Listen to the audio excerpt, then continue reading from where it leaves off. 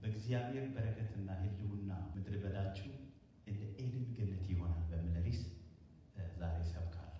ምድረ በዳችሁ፣ ችግራችሁ፣ መከራችሁ፣ ጭንቀታችሁ እግዚአብሔር ግን ከምድረ በዳ መካከል፣ እግዚአብሔር ግን ከችግር መካከል፣ እግዚአብሔር ግን ከድንጋይ መካከል መልካም ነገር መስራት የሚችል አምላክ መሆኑን ማቴዎስ 3:9 ላይ እነዚህ ሰዎች በአብርሃም አባትነት ብቻ መመካት የእግዚአብሔር ጽድቅ ሆኖ የተገለጠውን ክርስቶስን አንቀበልም በማለት አራቱን ሕግ አጉልቶ የእግዚአብሔርን ጽድቅ መቃወም ጀመሩ። ስለዚህ እናንተ የአብርሃም ልጆች አይደላችሁ፣ ከእንግዲህ ከዋናው ከእግዚአብሔር ህብረት አንድነት ተቋርጣችኋል። እናንተ ክርስቶስን ክዳችኋል። እግዚአብሔር ይጠብቀን የእነዚህን ሰዎች ፍሬ አልባ የሆነ ህይወት ነው። ነገር ግን ትምህርት፣ ትምክታችሁ፣ ሐሳባችሁ፣ እቅዳችሁ ሌላ ነው።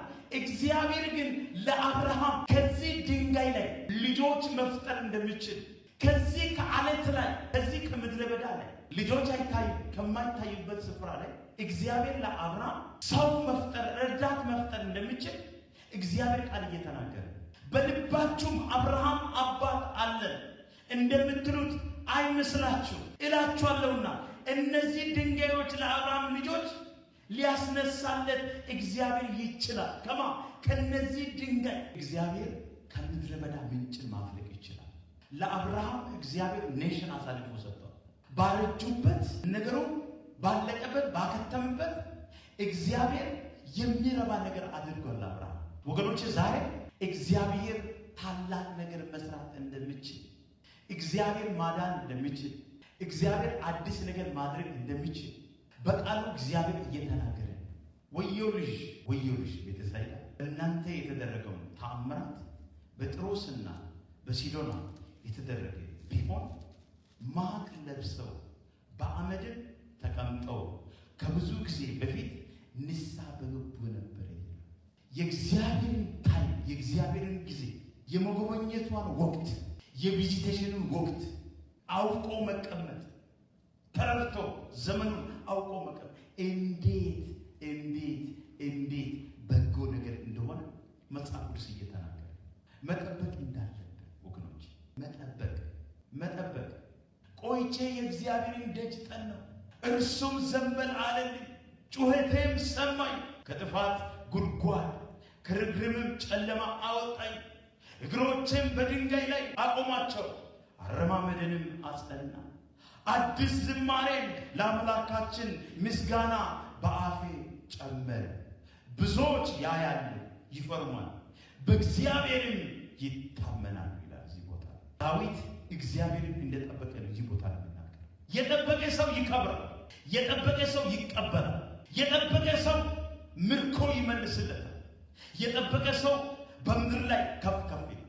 እዚህ ስፍራ ላይ የእግዚአብሔር ሰው ዳዊት እግዚአብሔርን በመጠበቅ ውስጥ ያለው ተስፋ፣ እግዚአብሔርን በመጠበቅ ውስጥ ያለው በረከት፣ እግዚአብሔርን በመጠበቅ ውስጥ ያለው አኖይንቲንግ፣ እግዚአብሔርን በመጠበቅ ውስጥ ያለው በረከት እዚህ ቦታ ላይ የእግዚአብሔር ሰው ይናገራል። ለብዙዎቻችን በጣም ለክርስቲያን በጣም የሚከብደው ነገር እግዚአብሔርን መጠበቅ።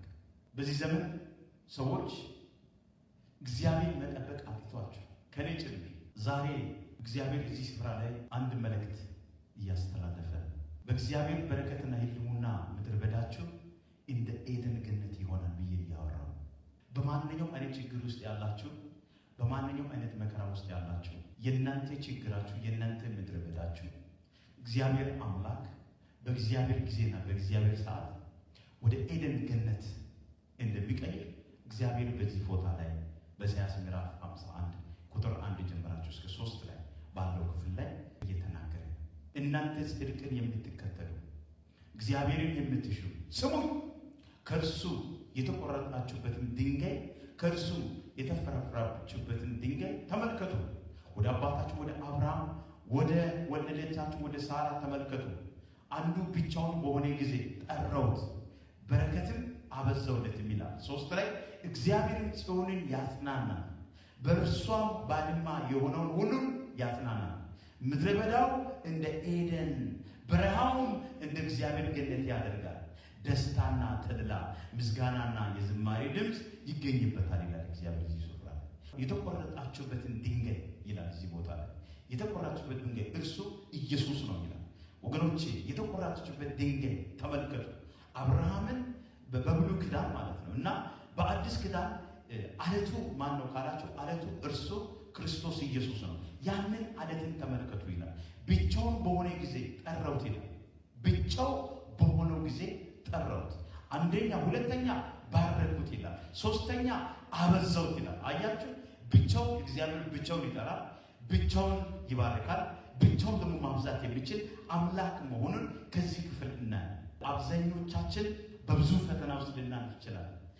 ብዙ ሰልፍ ውስጥ ልናልፍ እንችላለን። በብዙ ተግዳሮት ውስጥ አጣብቅኝ በሆነ ችግር ውስጥ ልንኖር እንችላለን። ዛሬ ልክ አብርሃምን የረዳው የሰራዊት ጌታ እግዚአብሔር ዛሬ የእናንተን ጭንቀታችሁን፣ የእናንተን ምድረ በዳችሁን፣ የእናንተን ውድቀታችሁን፣ የእናንተን ክሳራ እግዚአብሔር ምንጮቻችሁን መፈወስ የሚችል አምላክ መሆኑን እዚህ ስፍራ ላይ እየተናገረ መሆኑን እንዳትረሱ ወገኖቼ። እስራኤላውያን በኃጢአታቸው ምክንያት ተማርኮ ነበሩ፣ ሄደው ነበሩ፣ ወርቆ ነበሩ። እግዚአብሔር ግን ከኃጢአታቸው ከበደላቸው ከተመለሱ በኋላ ምርኳቸውን እንዳበዘበዘ የእግዚአብሔር ቃል ይናገራል። ስለዚህ እኛስ በሕይወታችን ምን እናድርግ ካላቸው፣ አንደኛ የተወሰነውን የእግዚአብሔርን ጊዜ እንጠብቅ። የእግዚአብሔርን ሰዓት ጠብቁ። የእግዚአብሔር ዓመት ጠብቁ። የእግዚአብሔርን ወር ጠብቁ። እግዚአብሔር በሰዓቱ ይመጣል እና ኢሳይያስ ምዕራፍ 40 ቁጥር 2 ላይ ለኢየሩሳሌም ልብ ተናገረ ይላል። የተቀመጠችበትን ወራት እንደተፈጸመ ኃጢአትንም እንደተሰረየ ከእግዚአብሔር እጅ ስለ ኃጢአቷ ሁሉ 2 እጥፍ እንደተቀበለች ወደ እርሷ ጮሁ ይላል። እዚህ ቦታ ላይ የአዋጅ ነጋሪ ቃል እግዚአብሔር መንገድ በምድረ በዳ ጥረጉ፣ ለአምላካችሁ ጎዳና በበረሃ አስተካክሉ፣ ሸለቆው ሁሉ ከፍ ይበል፣ ተራራው ኮረብታው ሁሉ ዝቅ ይበል፣ ጠማማውም ይቃና፣ ሰርጎጣጡትም ሜዳ ይሁን። የእግዚአብሔር ክብር ይገለጣል፣ ሥጋ ለባሹ ሁሉ ላይ በአንድነት ይሄን ያዩዋል። እግዚአብሔር አፍ ይህን ተናግሯል እያለ መጽሐፍ ቅዱስ ይናገራል። ስለዚህ እባካችሁ ኢየሩሳሌም በጎበኛዋ ጊዜ እንደጠበቀች እናንተም የእግዚአብሔርን የጉብኝት ሰዓት መጠበቅ እንዳለባችሁ መጽሐፍ ቅዱስ ይናገራል። እግዚአብሔር ጊዜ ገደብ በላይ ቢሆንም በተወሰነ ጊዜ ይሰራል ወገኖቼ። ስለዚህ መጎበኛ ጊዜ ነቅቶ ማወቅ፣ ለምሳሌ የሚጎበኝበት ጊዜ ነቅቶ ማወቅ። 3ኛ መጠበቅ፣ እግዚአብሔርን ማስጨረስ። ዳዊት እንደዚህ ያለ ቆይቼ የእግዚአብሔርን ደጅ ጠናሁ፣ እርሱም ዘንበል አለልኝ፣ ጩኸትንም ሰማኛል። እግዚአብሔር የጸሎታችሁ ባለ ዕዳ አይደለም። እግዚአብሔር ይፈውሳል፣ እግዚአብሔር ያደርጋል፣ እግዚአብሔር ምርኮን ይመልሳል፣ እግዚአብሔር ተአምራትን ድንቅን ያደርጋል።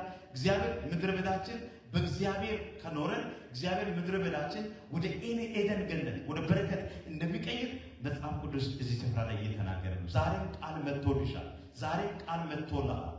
እግዚአብሔር ይወዳችኋል። እግዚአብሔር የደረቁ የተሸበራችሁ የወደቃችሁ ካላችሁ እግዚአብሔር አምላክ ከውድቀት ያነሳል። ቃሉ ሲመጣ እግዚአብሔር አንድ ነገር ያደርጋል። እግዚአብሔር አዲስ ነገር ማድረግ ይችላል። የደረቁትን አጥንቶችን መለምለም ችሎታል። እግዚአብሔር የወደቁ ነገሮችን አንስቷል።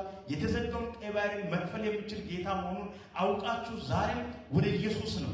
ወደ ኢየሱስ ስትመጡ ኢየሱስ ከእናንተ በላይ ነው። ስለዚህ ዛሬ ቃል ወጥቶልናል፣ ቃል መጥቶልናል። ሃሌሉያ!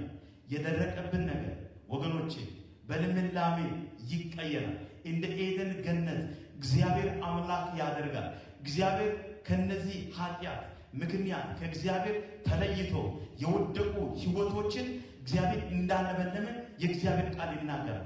በመከራ በጭንቀት ወደሚኖሩ ሕዝብ እግዚአብሔር ቪዚቴሽን ይዞ እንደመጣ መጽሐፍ ቅዱስ ይናገራል። ዛሬ እግዚአብሔር ወደ እናንተ ጉብኝትን ይዞ እንደሚመጣ ቃሉ ይናገራል።